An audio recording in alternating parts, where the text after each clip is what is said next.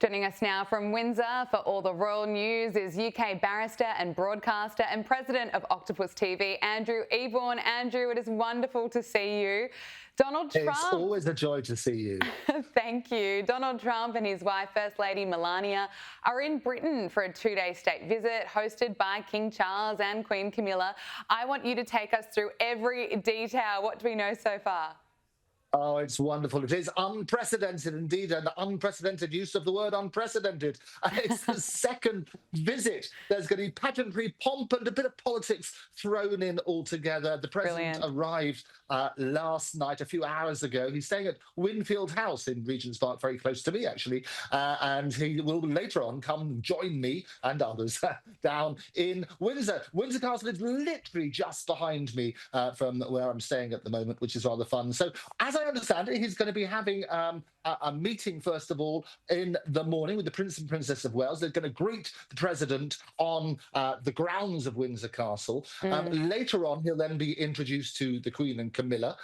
After that, they're going to be having a lunch. There's a lot of food involved with this. They're going to be having a lunch, and they're going to visit the Royal Collection. And then he will then be taken to St George's Chapel, where he's going to be laying a wreath for Her Majesty the Queen Elizabeth. They're then going to be a fly past with the red arrows, the glorious red arrows. You're going to be seeing the red, white, and blue dominating, punctuating the sky over here. And there's also going to be some UK and US F-35s jets, and they're going to watch that from the east lawn of Windsor Castle. They're also, in amongst all of that, going to be having a carriage ride through the Windsor ground. There's a lot of this going on. Wow. And then tonight, it's that fantastic white tie dinner, state banquet. And as you say, this is the first time, an unprecedented second state visit. Normally what happens is they get invited around for a cup of tea, but they decide to roll out the red carpet. And President Trump, he loves the royals. He talks about Charles being his great friend. He talks about him being an elegant gentleman. And he's obsessed, as indeed was his mother, with the royal family. Yes, yes, he was. And I'm looking forward to seeing all the colour from this state banquet. I believe over 160 guests will be attending. It's going to be exciting to watch. Now, Prince Harry... I'll get you a doggy bag. Oh, please do, with all that food. Yes, send it all the way to Sydney. Let's talk about Prince Harry. He says that his conscience, if I can say that word, Prince Harry says that his conscience is clear after spending years, of course, rubbishing the royal family, particularly throughout his memoir, Spare. While speaking to The Guardian while on a work trip, he said, "I don't believe that I aired my dirty laundry in public. It was a difficult message, but I did it in the best way possible. My conscience is clear."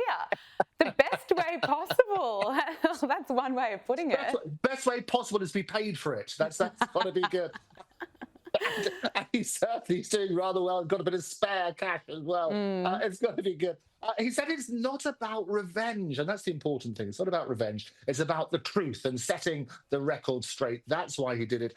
As predicted on your very show, exclusive, we did say he was going to meet the king, and I'm delighted that he got back together with his father. It was just a short period of time, less than an hour, but they had a cup of tea, and it did sound as though he's sort of paving the way forward. He says, look, his focus is now going to be on his father. He's going to introduce King Charles's grandchildren, so that'll be wonderful as well. And I think we're going to be seeing more of Harry. I mean, it was a very positive visit this time. He gave money to charity. He was mingling with the crowds. The crowd seemed to adore him over here. He also made a surprise visit over to Ukraine, which not many people were expecting. So he worked on that sort of basis. I think he did rather well on the PR front this time. Okay, interesting to note. He also celebrated his 41st birthday, and of course his wife Meghan Markle shared a photograph of Prince Harry that dates back to 2015 to wish him a happy birthday. What are your thoughts on the message from Meghan Markle? Well, it went all over there. He is. By the way, it's 2050. Harry was 41 on the 15th of September. And she put a little post on Instagram saying, "Oh, hi, birthday boy." And I'm sure those sort of dulcet tones was rather good. That picture was taken for the 75th anniversary of the Battle of Britain. And they had all sorts of the largest gathering of Battle of Britain aircraft since World War II. He was supposed to fly up in a Spitfire, but apparently there were mechanical problems. And there were two of these things supposed to go up in the air at the time in 2015. And he gave his seat just very kindly to a 95-year-old Tom Neal back in those sort of days. So again, good stories going out there. But Meghan, yes, this is what she's posted, that little picture. They've been absent for the birthday because he was over here. And it worked well. I think people enjoyed that. Yeah, well, she never misses an opportunity to post on Instagram, I'll say that much.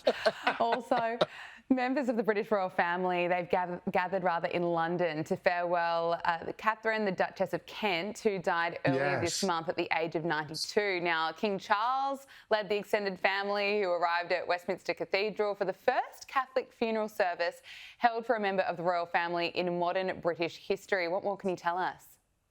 Well, I can tell you it was, as you said last week, it was the very first one, as you say, for a very long time since the Reformation, basically. And what happened? Lots of the royals were there, apart from the Queen, because she had an acute sinusitis, I think it is. It's even more difficult to say, and so she couldn't attend, although she's expected to attend later on for the various things with Trump. What was interesting, they had Princess Anne was there. They had Sir Tim Lawrence, the Prince and Princess of Wales. Even Prince Andrew and Sarah Ferguson were there. Now, Prince Andrew, I know you can see the pictures of him there. He lives on the Windsor estate, but obviously, as I pointed out, it broke the news here last week.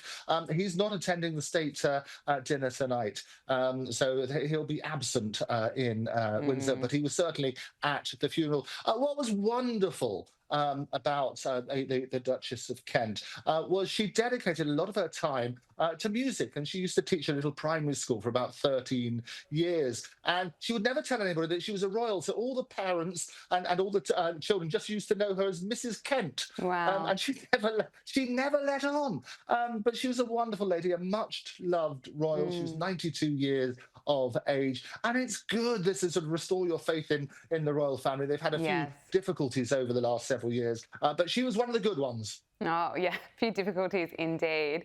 And now finally, before I let you go, Princess Diana's former royal chef, Darren McGrady, has opened up about the late princess's favourite breakfast. And it appears that Princess Diana was ahead of her time.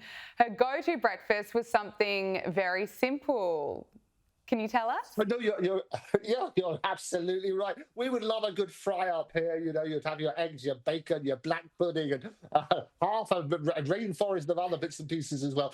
The reality is this: 20 years ahead of her time, in 1993, she was having these overnight oats. I know you like those all the time. Very simple and healthy to prepare. And apparently what happened, they're all very fashionable now, and lots of people will be having them for breakfast as they watch this on repeat on a continuous loop. So that's with the overnight oats. Apparently what happened is she visited a wellness retreat in Sweden. And in those early days, in 1993, the early 90s, this is what they were eating. So she thought, well, I'll have some of that. And apparently this is what Darren McGrady was saying, the former royal chef, that this was one of her favourite ways to start the day. There you go. I love all the food content that we've been discussing here on this program. Andrew Eborn, thank you so much for your time joining us all the way from Windsor. Really appreciate it. Lovely to see you as always.